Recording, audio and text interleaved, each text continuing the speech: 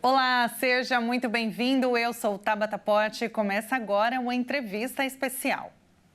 O Brasil ainda registra o uso de cerca de 17 mil geladeiras domésticas para o armazenamento de vacinas. Isso segundo o diretor do Programa Nacional de Imunizações, Éder Gatti. O armazenamento inadequado de imunizantes pode ter consequências graves para a saúde pública, já que se as doses perdem a eficácia com a temperatura incorreta, a população pode ficar vulnerável a doenças que poderiam ter sido evitadas. Para falar sobre esse assunto, vamos conversar agora com a Liana Montemor, farmacêutica e diretora técnica do Grupo Polar. Oi, Liana, seja muito bem-vinda, é um prazer falar contigo. Olá, muito obrigada pela oportunidade, é um prazer estar aqui com vocês. Liana, é um assunto muito sério, né? A gente, digamos assim, o público leigo, pessoas que não trabalham com saúde, muitas vezes podem pensar que o armazenamento de imunizantes é uma coisa muito simples, né? Basta ali colocar na geladeira e ok. Só que o processo, ele vai muito mais além de só colocar na geladeira, né? Tem temperatura, iluminação. Explica pra gente como que funciona. Todo o processo para manutenção da cadeia do frio, seja para manter, por exemplo, uma vacina, uma insulina, qualquer medicamento que tenha controle de temperatura, ele é muito complexo. Por quê? Porque ele envolve desde estudos de qualificação. Esses estudos de qualificação, eles vão demonstrar que um equipamento ou uma embalagem térmica, uma câmara fria, uma geladeira, eles têm capacidade para manter aquela temperatura de forma homogênea e estável. Então, mais do que ter o equipamento ideal, é fazer a qualificação térmica desse equipamento. O que significa isso? Distribuir sensores, esse é um estudo muito específico que nós fazemos aqui no Brasil e no mundo. Então, significa distribuir esses sensores para avaliar se essa temperatura dentro desse equipamento ela é homogênea, ela é estável, ela mantém dentro da faixa que eu preciso. Além disso, eu preciso ter equipamentos para fazerem o monitoramento térmico desse equipamento. Ele tem que me dizer se essa faixa de temperatura está sendo mantida, se eu tive picos de energia, se eu tenho uma temperatura mais baixa ou mais alta do que aquela que eu quero manter. Então, é uma série de fatores que interferem na temperatura desse medicamento. Realmente é um processo bem complexo, né? Uma exigência realmente muito séria, porque nós estamos falando da saúde da população, né? Quais seriam as condições ideais de armazenamento? Sempre é pela faixa de registro do medicamento. Então, se é um medicamento que tem que ser mantido de 2 a 8 graus, durante toda a cadeia, a armazenagem, o transporte, na casa desse paciente, ele tem que ser armazenado nessa faixa de temperatura.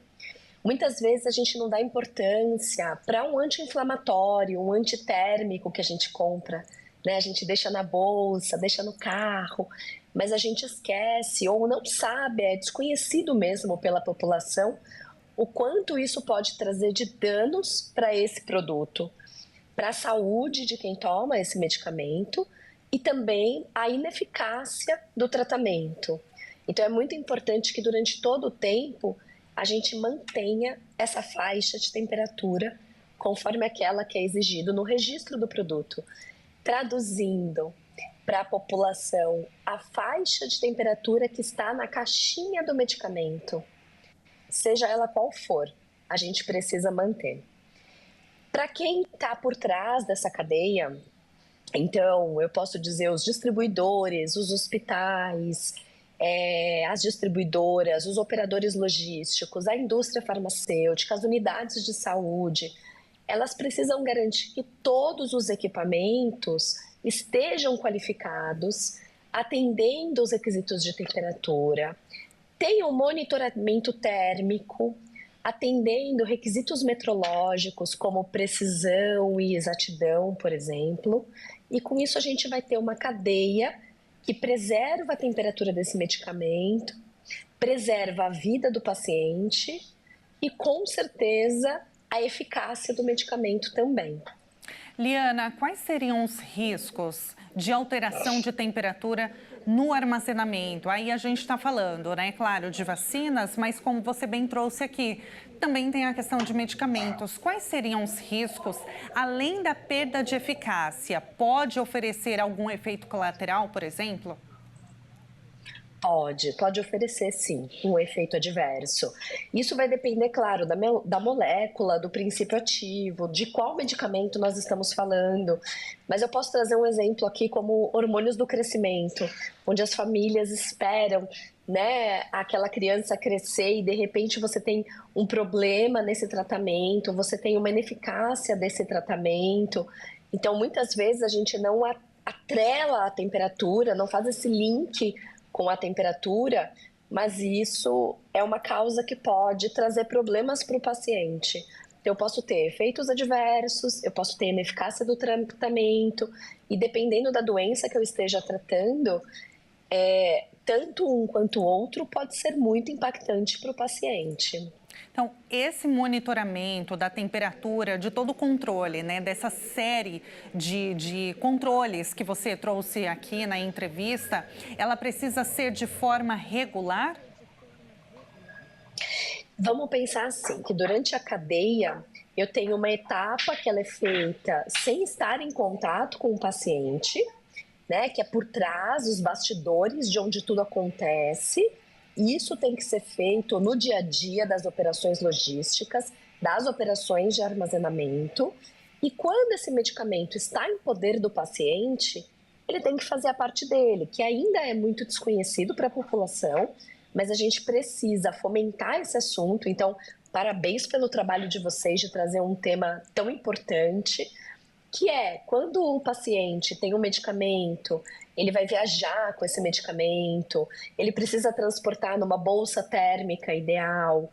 Quando ele está na casa dele, ele precisa transportar, precisa armazenar dentro da geladeira, não armazenar em locais úmidos, como por exemplo dentro do banheiro. Então, esse processo todo de manutenção do medicamento, ele tem que acontecer durante a rotina, ele tem que acontecer enquanto esse medicamento esteja sendo comercializado ou utilizado pelo paciente. É por isso que... Nós temos... Pode falar, Liana, por favor. Desculpa. Nós temos diferentes opções para os pacientes poderem fazer isso de forma ideal. Então, bolsas térmicas que são desenvolvidas para isso, com esse objetivo. Não são bolsas que a gente compra em qualquer lugar, né? Então, são bolsas que são estudadas, que passam por estudos de qualificação. A gente verifica se essa bolsa tem capacidade para manter a temperatura de fato, pelo tempo ideal de transporte desse paciente, ou mesmo os pacientes que fazem o uso diário de um medicamento, precisam sair com esse medicamento de manhã de casa e retornam só à noite. Então, também existem soluções ideais para a manutenção de temperatura desse medicamento. Perfeito, Liana. Olha, muito obrigada pela entrevista. Foi muito didático, foi muito bom falar contigo. Até para que também a gente possa desmistificar muitas vezes, né, algumas informações que são disseminadas na internet. Hoje a gente sabe, questão de fake news, tanto com relação a imunizantes, tanto com relação a medicamentos também. Então, o controle de temperatura é extremamente importante, tanto nos postos de saúde, nas clínicas, tanto em casa também, quando a gente compra um medicamento, para que depois não fale que o medicamento não fez efeito ou que sentiu um efeito adverso. Então, por isso que é muito importante colocar em prática tudo que você disse, para que a gente leia de fato, né, tudo que vem ali na bula, bem descrito, para que a gente não sofra, então, um efeito colateral ou mesmo que a doença não seja, né, combatida pelo medicamento. Muito obrigada, Liana. Foi um prazer falar contigo e até uma próxima. Muito obrigada pela oportunidade. Muito obrigada a vocês por estarem divulgando um assunto tão importante. Maravilha. Até uma mais. próxima. Nós acabamos de conversar com a farmacêutica Liana Montemor. E eu fico por aqui. Você pode rever este programa no nosso canal do YouTube, Jornalismo Hit TV. Muito obrigada pela sua companhia e até o próximo programa. Tchau, tchau.